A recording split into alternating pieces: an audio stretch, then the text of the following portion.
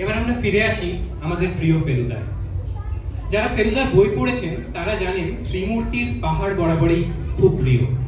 সে যত গন্ডগোলই হোক না কেন গ্যাংটকে, কিংবা যত কাণ্ডই হোক না কেন কাঠমান্ডুতে, যত ভয়ঙ্করই হোক না কেন ভূস্বর্গ, কিংবা যত জমজমাটি হোক না কেন দার্জিলিং, ফেলুদার হাত ধরে আমরা বারবার দেশ বিদেশের পাহাড়ে গিয়েছি এবং অবাক হয়ে দেখেছি তাকে একটার পর একটা রোমহর্ষক রহস্যের কিনারা করতে।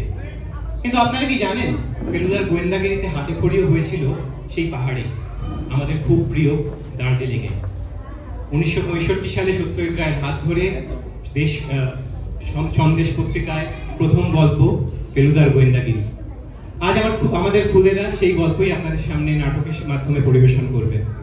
আমাদের নিবেদন ফেলুদার গোয়েন্দাগিরি।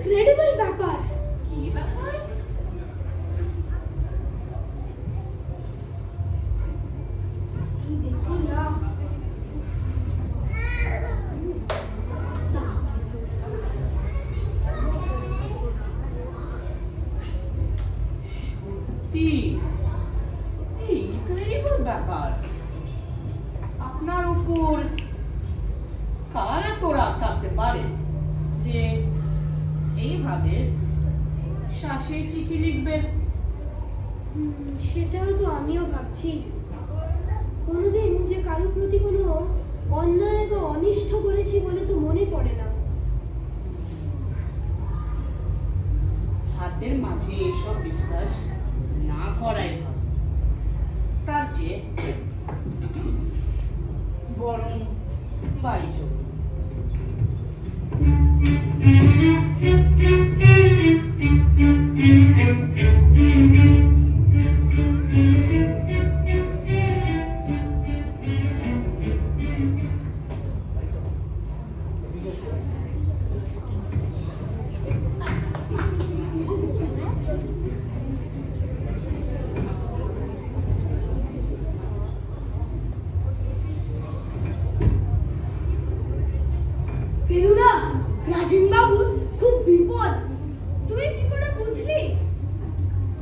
মানুষকে না দেখলেই বোঝা যায়। পাকামো করিস নে, কার বিপদ ঘটবে না ঘটবে সেটা কি মানুষ দেখলে বোঝা যায়? বারে রাজীব বাবু যে ভালো লোক সেটা বলে তাকে দেখলেই বোঝা যায় না? তুমি তো তাকে দেখোই, দার্জিলিং এ এসে অবধি তুমি বাড়ি থেকেই বেরোনি। রাজীব বাবু নেপালি বস্তিতে ওদের কত সাহায্য করেছে। আচ্ছা বেশ বেশ, বিপদটা কি তাই শুনি। তুই তো বলছিস খোকা, তুই সেই বিপদের কথা জানলি কি করে? আমি মোটেই বলছি খোকা নই, আমার বয়স 13.5। আমার তোর ডবল। কি হয়েছে সেটা বল। আজকে রাজন বাবু একটা চিঠি পেয়েছেন, কে যেন তাকে শাসিয়ে চিঠিটা লিখেছেন। উনি খুব ভয় পেয়েছিলেন আর দর দর করে কাঁদছিলেন।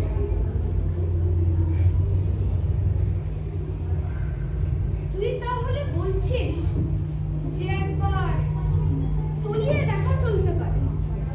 বারে তুমি তো রহস্যজনক ঘটনাটা খুঁজছিলে, বললে অনেক ডিটেকটিভ বই পড়ে তোমারও ডিটেকটিভ বুদ্ধিটা ধারালো হয়ে উঠেছে। তা তো বটে। এই ঘর আমি আজকে মেলে যাইনি, তবু বলে দিতে পারি তুই কোন দিকের বেঞ্চে বসেছিলি। কোন দিকে? রাধা রেস্টুরেন্টের ডান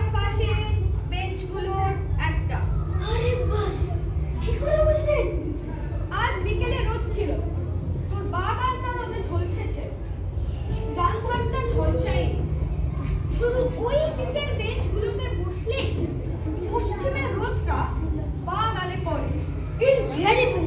যাকে এখন কথা হচ্ছে যে রাজেন মজুমদারের বাড়িতে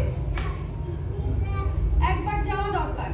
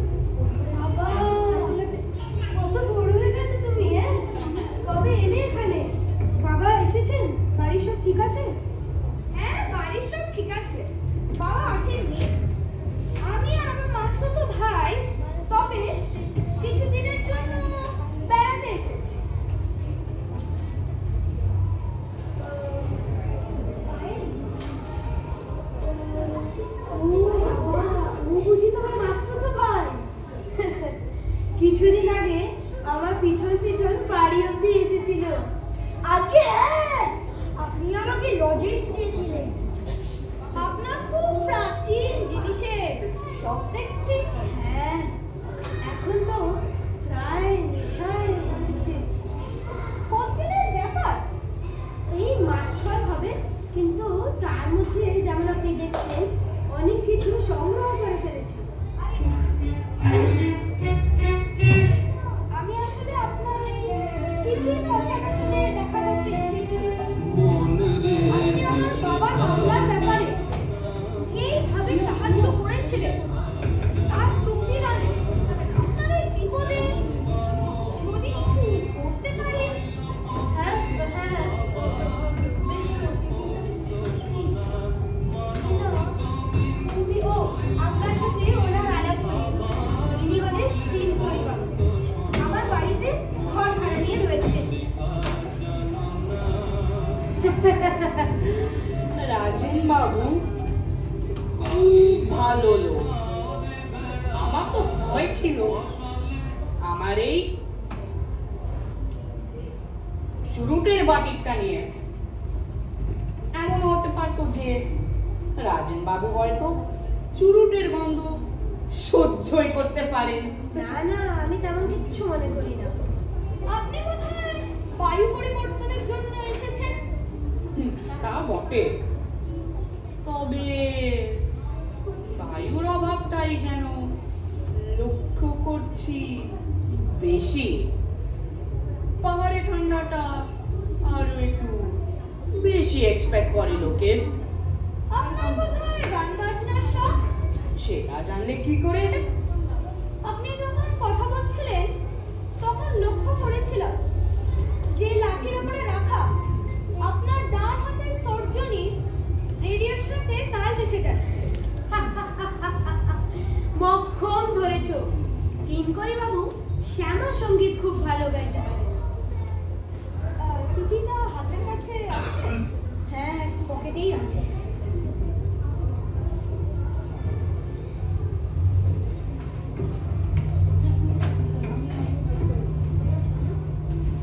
তোমার অন্যায়ের শাস্তি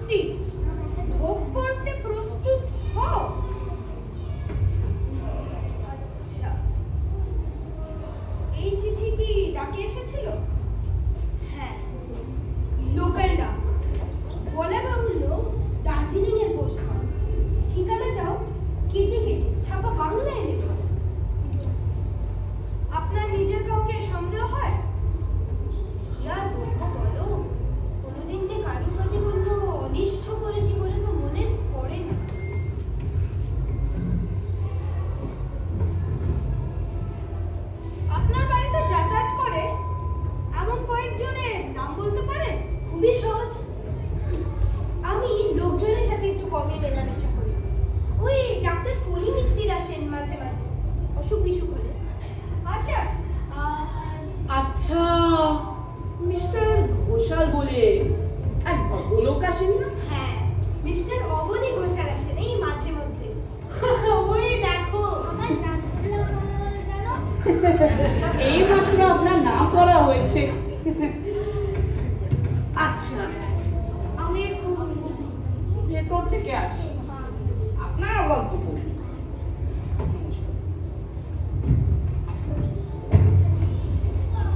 আমি এই ছেলেটিকে বলছিলাম যে আপনারও আমার মতোই প্রাচীন জিনিসের খুব শখ। আচ্ছা, আপনাকে আজকে দোকানে দেখলুম না, এই ভাবলাম খোঁজ নিয়ে যাই। না, আজকে শরীরটা ঠিক ভালো ছিল না। আপনার ওই বুদ্ধি ঘন্টাটা দেখাচ্ছিল। আজ ব্যস্ত থাকলে না না, হাতের কাছেই আছে, এই দেখুন। এই দেখুন,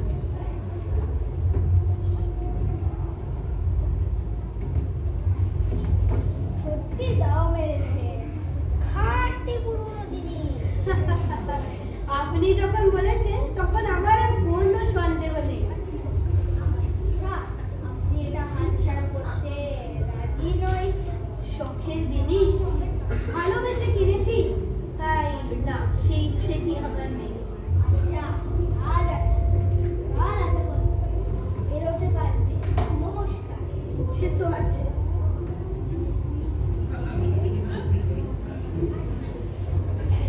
কিছুদিন বাড়ি থেকে না বেরিয়ে সাবধানে থাকা উচিত নয় কি? সেটাই বোধহয় ঠিক। আসলে এই পুরো চিঠির ব্যাপারটা এতই অবিশ্বাস্য যে এটাকে ঠিক সিরিয়াসলি নিতে পারছি না।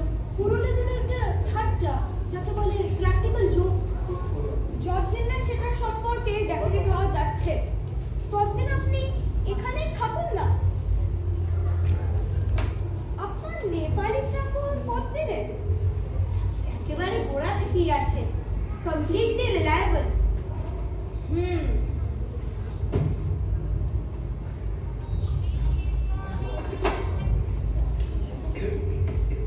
মিস্টার ঘোষাল চলে গেলেন বুঝি?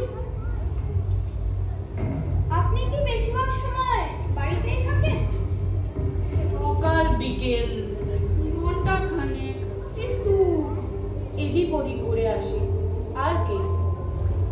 কিন্তু বিপদ যদি ঘটে,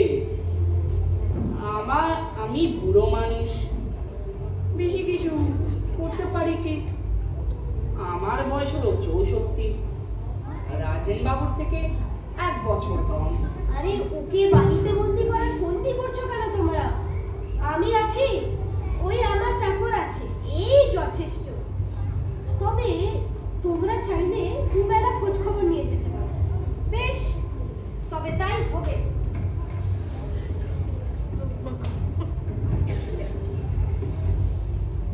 ইনি মানে এই ভদ্রমহিলা? এটি আমার স্ত্রী। আমার বিয়ের 4 বছর পরেই মারা যায়। আর এই ছোট ছেলেটি? এটি আমার বাল্য সংস্করণ। বাঁকুড়া মিশনারি স্কুলে পড়তাম। আমার বাবা ছিলেন বাঁকুড়ার ম্যাজিস্ট্রেট। ভারী ফুটফুটে চেহারা ছিল রাজেন বাবুর ছেলে বয়সে। সত্যি বেশ ফুটফুটে। চেহারা দেখে ভুলো না, দুরন্ত বলে ভারী বদনাম ছিল আমার। শুধু শুধু যে মাস্টারদের জ্বালিয়েছি তা না, ছাত্রদেরও জ্বালিয়েছি। একবার স্পোর্টসের দিন 100 ইয়ার্ডসের রেসে আমাদের বেস্ট রানারকে কাজ করে দিয়েছিল ল্যাং মেরে।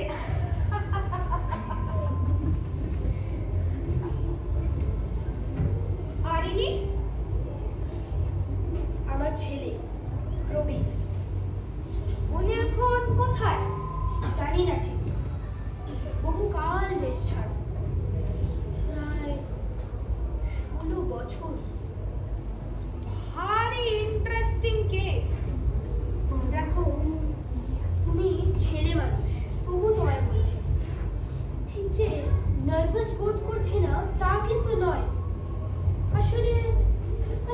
শান্তিপূর্ণ পরিবেশে এই চিঠি যেন বিনা মেঘে বজ্রপাত।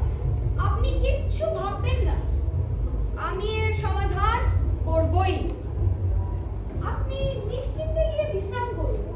Thank you, good night. চলো তোমাদের একটু এগিয়ে দিয়ে আসি। আচ্ছা চলুন।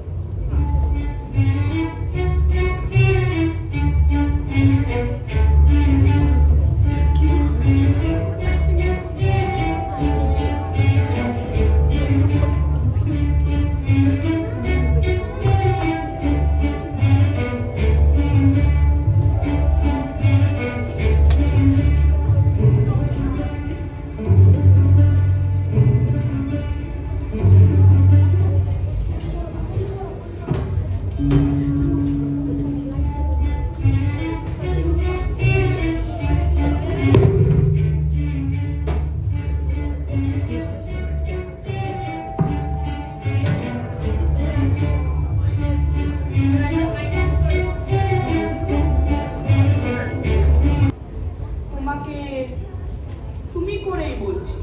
হ্যাঁ তোমার অবজারভেশনের ক্ষমতা দেখে সত্যি ইমপ্রেস হয়েছি। আমি অনেক ডিটেকটিভ গল্প পড়েছি, এই চিঠির ব্যাপারে আমিও অল্প কিছুটা সাহায্য করতে পারবো। তাই নাকি? এই যে টুকরো টুকরো করে ছাপা অক্ষর কেটে চিঠি লেখা হয়েছে, এর থেকে কি বুঝতে পারি তো? এক নম্বর, কথাগুলো খুব সম্ভবত ব্লেড দিয়ে কাটা, কাঁচি দিয়ে নয়। Very good. কথাগুলো নানা রকম বই থেকে নেওয়া হয়েছে, কারণ কাগজ ও হরফে তফাৎ রয়েছে। আর সেসব বইগুলো সম্বন্ধে কোনো আইডিয়া করেছো? চিঠির দুটি শব্দ, শাস্তি আর প্রস্তুত। মনে হচ্ছে যে খবরের কাগজ থেকে কাটা, আনন্দবাজার। তাই বুঝি? ওই টাইপটা শুধু আনন্দবাজারই ব্যবহার করে, অন্য কোনো বাংলা খবরের কাগজের না।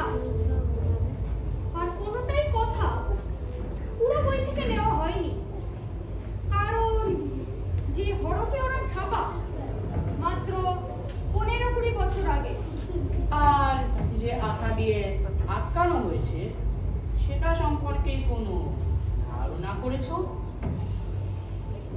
গন্ধটা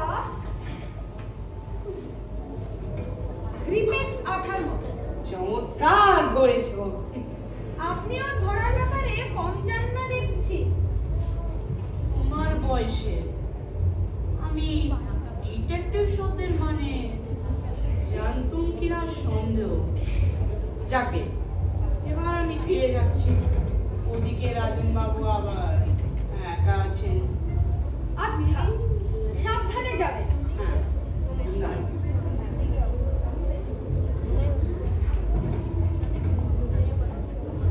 কাকে অপরাধী বলে মনে হচ্ছে? জুদা? লোকটাকে দেখলি?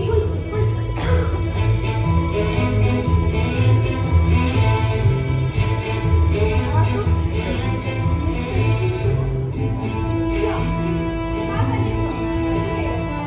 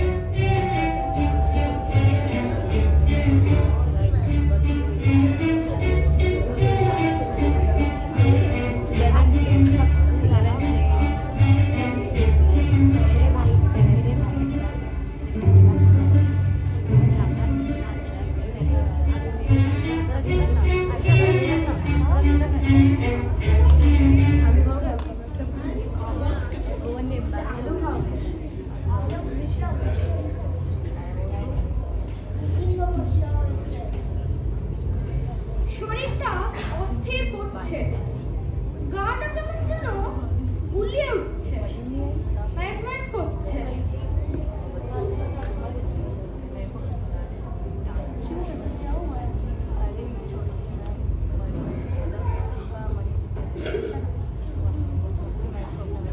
নিঃশ্বাস নাও, আর ছাড়ো।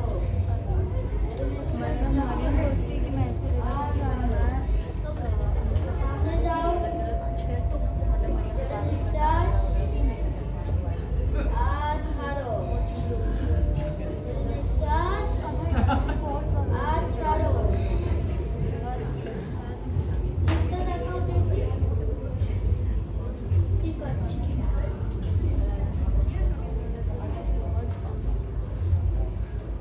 এখানে কি জলবায়ু পরিবর্তনের জন্য আসছে? হ্যাঁ, দিন কয়েকের ছুটিতে আসা। পাহাড়ে একটু সাবধান থাকতে হয়, যেহেতু আর কলকাতা শহর না। একটু বসে থাকো, ভেতর থেকে ওষুধ নিয়ে আসছি আমি।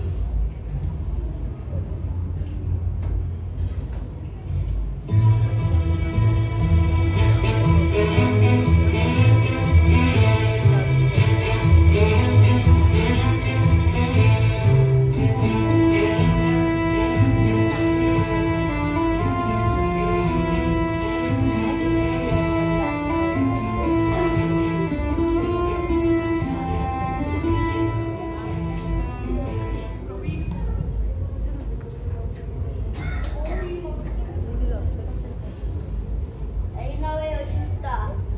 সকালে 2 চামচ আর রাতে 2 চামচ খাবে। 3 দিন পরে আবার এসো একবার। ঠিক আছে।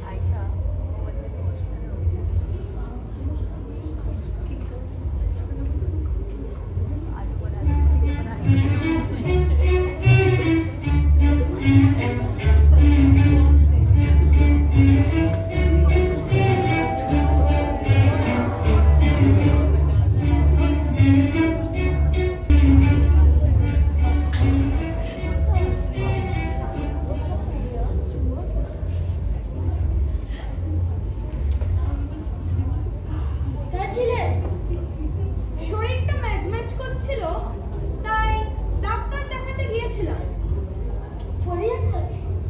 তোর একটু বুদ্ধি খুলছে দেখছি।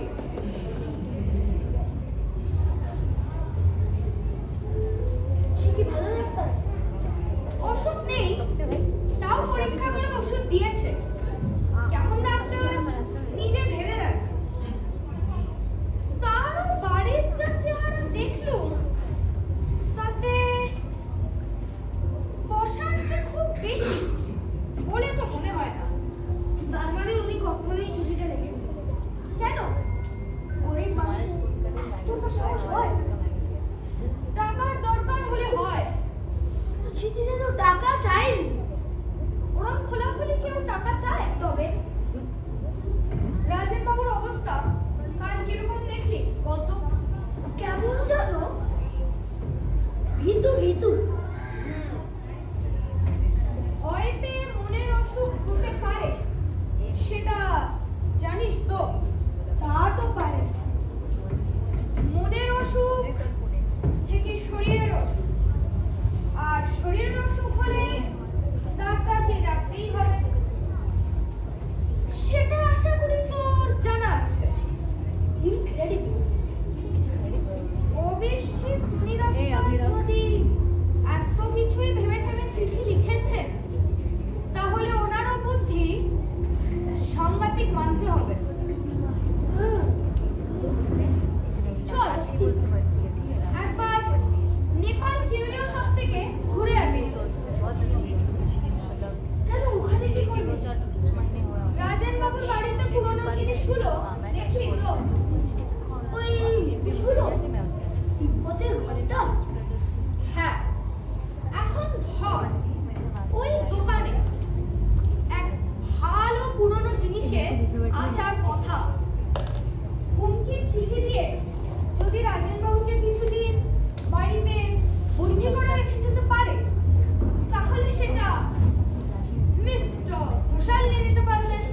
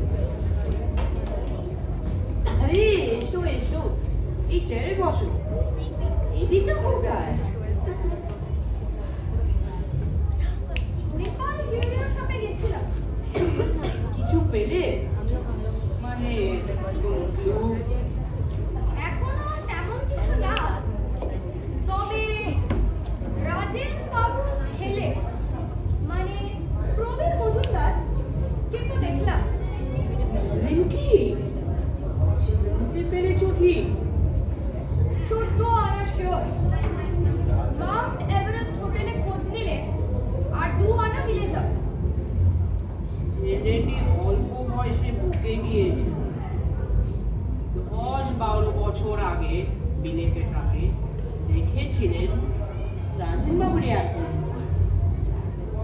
রাজেনবাবু তাহলে জানেন না যে ওনার ছেলে এখানে আছেন? না জানানোই ভালো। থাকে চিকিৎসক আর ঠিক বলেছেন। তোমার ডিটেকশনের পারদর্শিতা দেখে খুশি হয়ে আমার লেটেস্ট বইয়ের একটা কপি তোমাকে দিলাম। সে কি? আপনার বই মানে আপনার লেখা? আপনি গুপ্তচর নাম দিয়ে লেখেন? হ্যাঁ। সে কি? আমার তো আপনার সব কটা উপন্যাস পড়া। বাংলায় আপনার ছাড়া আমার আর কারো রহস্য উপন্যাস ভালো লাগেই না। Thank you, thank you. ব্যাপারটা কি জানো, আমি এখানে লট মাথায় নিয়ে লেখার জন্য এসেছিলাম। এখন দেখছি বাস্তব জীবনের রহস্য নিয়ে মাথা ঘামিয়ে ছুটিটাই ফুরিয়ে গেল। আমার সত্যি দারুণ লাগ আপনার সাথে এইভাবে আলাপ হয়ে গেল। দুঃখের বিষয় আমার ছুটি সত্যি মেয়াদ ফুরিয়ে এসেছে। আজ সকালে চলে যাচ্ছি। আশা করি যাওয়ার আগে তোমাদের আরো কিছুটা সাহায্য করতে পারবো। আচ্ছা, মণিমিত্তিরকে কেমন দেখলে? সে কি? আপনার কি করে জানা আমি ওখানে গিয়েছিলাম? তুমি যাওয়ার অল্পক্ষণ পরেই আমিও গিয়েছিলাম। আমার রাস্তায় দেখেছিলেন বুঝি? না, তবে ডাক্তারের ঘরের বারান্দায় একটা মরা সিগারেট দেখলাম। ফণিবাবু তোমার বর্ণনা দিলেন, যদিও তোমায় সিগারেট খেতে কখনো দেখিনি। এখন তোমার আঙুলের গায়ে হলদে রং দেখে বুঝলাম। আপনারও বুদ্ধির তারিফ করতে হবে। তুমি কাকে সন্দেহ করছো? ভালো ডিটেকটিভ হলে প্রত্যেক মানে ফণি মিত্তির, মিস্টার ঘোষাল, প্রবীর বাবু মানে আচ্ছা, বুঝেছি বুঝেছি। তোমার উপর আমার আস্থা আছে। আজ চলি। নমস্কার। নমস্কার।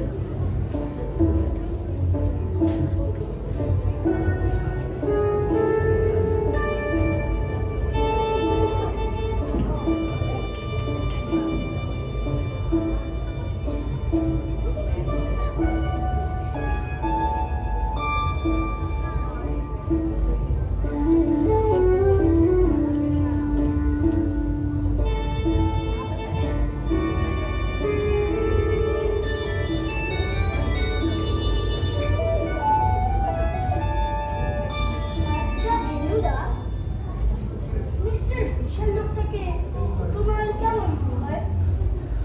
লোকটা বিশেষ সুবিধার না, ভারী চালাক। এখান থেকে পুরনো জিনিস কিনছে আর বিদেশিদের কাছে বিক্রি করছে। তার সাথে আবার 5 গুণ প্রফিটও করছে।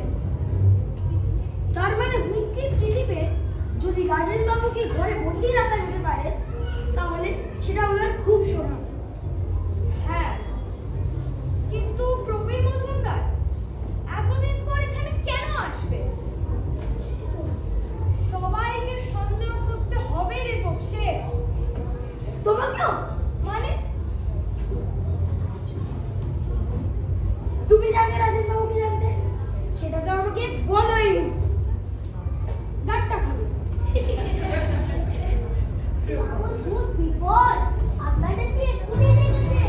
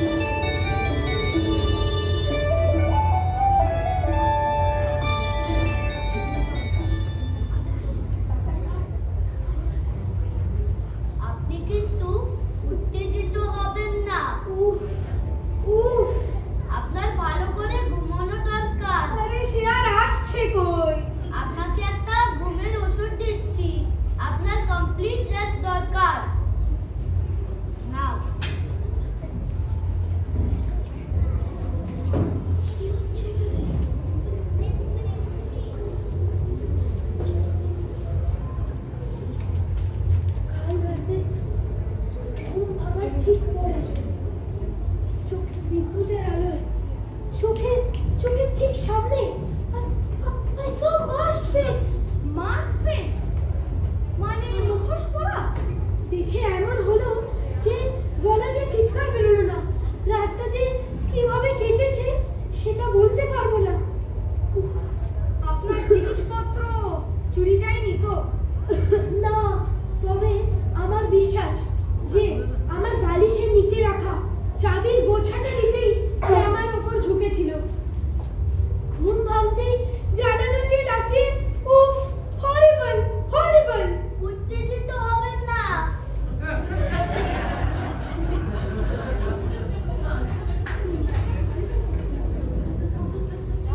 ফণীবাবু, কাল রাতে আপনি রুগী দেখতে গেছিলেন বুঝি?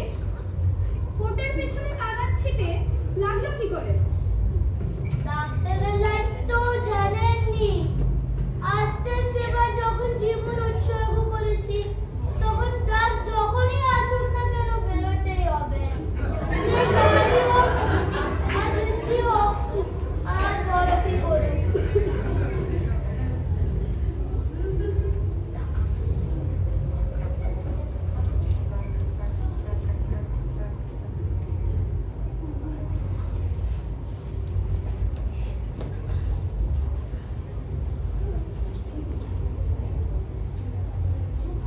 তোমরা আসাতে অনেকটা সুস্থ ফিল করছি। বেশ খানিকটা ঘাবড়ে গেছিলাম জানো। এখন বোধহয় বৈঠকখানা ঘরে গিয়ে বসা যেতে পারে। না না, আমরা এখানেই বসছি, আপনি বরং শুয়ে থাকুন। স্টেশনে ফোন করেছিল, যদি যাওয়াটা দুদিন পেছনো যায়, এই রহস্যের সমাধান না করে যেতে মন চাইছে না। কিন্তু ওরা বললে টিকিট ক্যান্সেল করলে 10 দিনের আগে বুকিং পাওয়া যাবে না। মাস্কটা কেমন ছিল মনে আছে?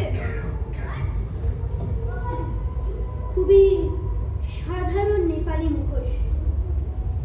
দার্জিলিং এর শহরে খোঁজ করলে আরো 2-300টা পাওয়া যেতে পারে।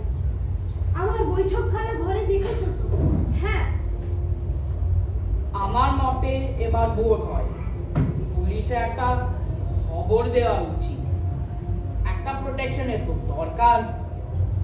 কাল যা ঘটেছে, তারপরে এ ব্যাপারটাকে ঠাট্টা বলে নেওয়া চলে না। ফেলুবাবু, তুমি তোমার নিজের ইচ্ছে মতো তদন্ত চালিয়ে যেতে পারো, তাতে কেউ বাধা দেবে না। কিন্তু আমি সব দিক বিবেচনা করে বলছি, এবার পুলিশের সাহায্য নেওয়া দরকার। আমি গিয়ে বরং একটা ডায়েরি করে আসি। প্রাণের ভয় আছে বলে তো মনে হয় না। রাজেন বাবু, আপনার ঘন্টাটা একটু সাবধানে রাখবেন। বলেন কি? সেটাই তো অনুমান করছি। যাই। আমি আপনাকে স্টেশনে সি অফ করতে যাব। খুব ভালো লাগবে। নমস্কার।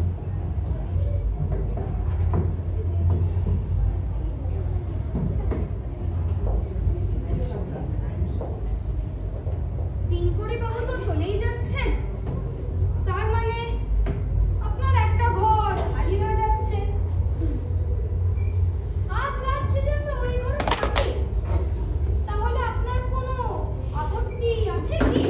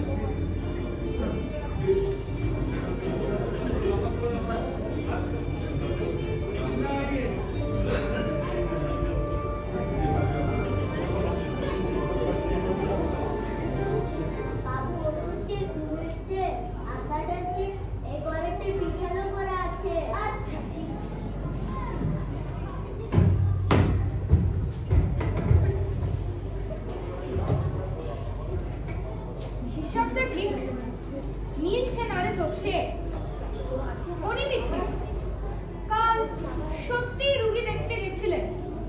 তার মানে কি সে অপরাধী নয়? রাস্তায় যে আজকে অবনী ঘোষাল আর ফণী মিত্তিরকে কথা বলতে দেখলাম। বাহ, গুড অবজারভেশন। প্রবীর বাবু, 16 বছর ইংল্যান্ডে থেকে বাংলা তো প্রায় ভুলেই গেছে। ওর পক্ষে ওই চিঠিটা লেখা সম্ভব না। আর ওনার কোনো টাকারও অভাব নেই। মিস্টার ঘোষাল ওই ঘটনার জন্য ওটা নকল। সে কি? মিস্টার অবনী ঘোষালও সেটা জানে। তবে তুখন একা থাকতে চাই, ডিস্টার্ব করিস না। বৈঠকখানার ঘরে যাচ্ছি, তুই শুয়ে পড়।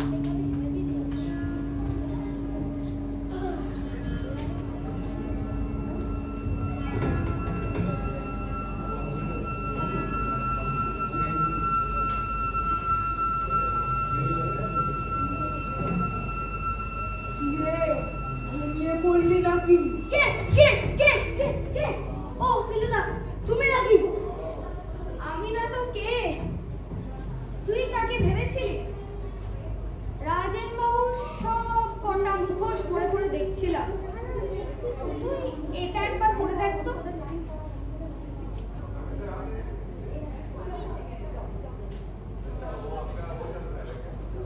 অস্বাভাবিক কিছু লাগছে? না না, আমার মুখেই একটু বড় হয়েছে। আর কিছু না? ভালো করে ভেবে দেখ তো।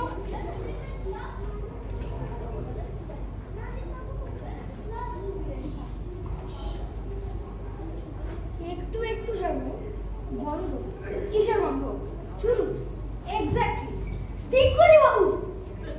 হ্যাঁ, কিন্তু কেন? কারণটা কি? এই হিসাবটাই মিলছে না। ভদ্রলোক তো রাজেন বাবুকে রীতিমতো সমীহ করতে। চল আজ শুয়ে পড়া যাক।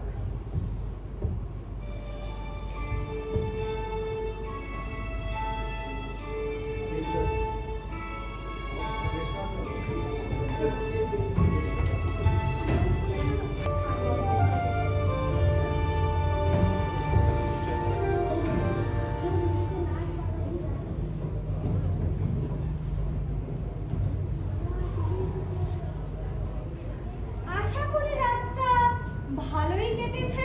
হ্যাঁ, নিশ্চিন্তে ঘুমিয়েছি। মনে হয় আপনার আর চিন্তার কোনো কারণ নেই।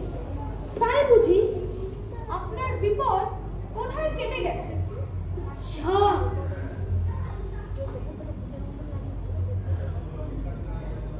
বাবু চিঠি এসেছে। আমার চিঠি? না, আমার সাহস হচ্ছে না। তুমি এটা পড়ো।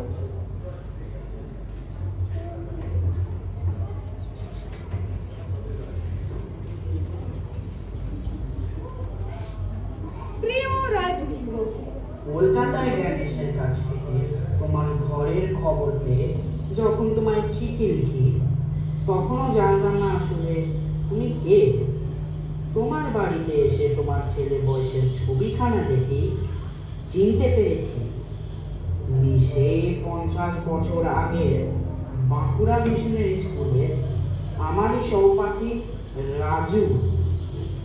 এতকাল পরেও যে পুরনো আক্রোশ জাগিয়ে উঠতে পারে সেটা আমার জানা ছিল না।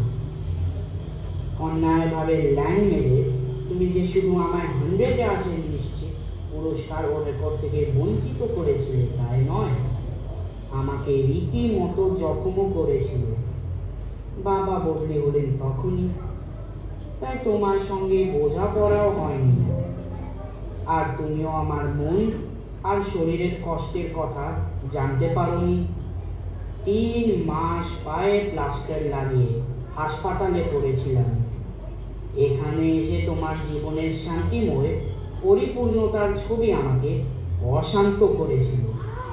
তাই তোমার মনে খানিকটা সাময়িক উদ্বেগের সঞ্চার করে তোমার সেই প্রাচীন অপরাধের শাস্তি দেবে। স্বেচ্ছা নেও, এটি 3 সত্যি তো, তিনকরের নাম তো তিনই ছিল।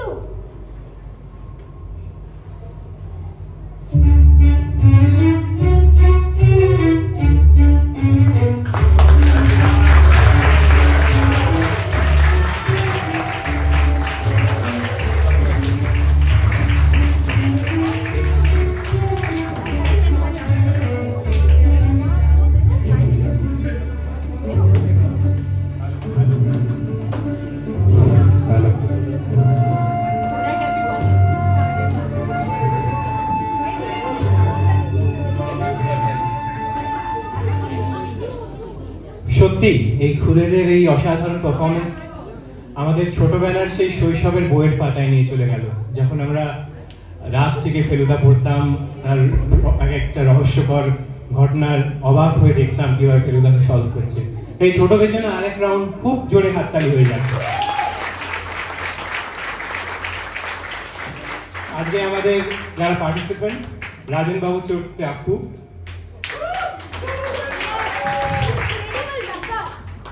তিনকড়ি বাবুর চরিত্রে রুকু, এই রহস্যের সমাধান না করে যেতে মন চাইছে না। ফেলুদার চরিত্রে টিকু, সবাইকে সন্দেহ করতে হবে রে তোপসে। তোপসে নিতান্তই ভালো রিও, কাকে অপরাধী বলে মনে হচ্ছে ফেলুদা? প্রবীর মজুমদারের চরিত্রে শ্রেয়ান,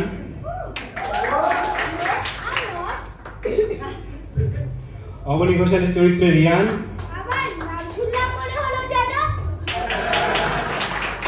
ডক্টর মণি মিত্রের চরিত্রে আরিয়া রাজ, উত্তেজিত হবেন না।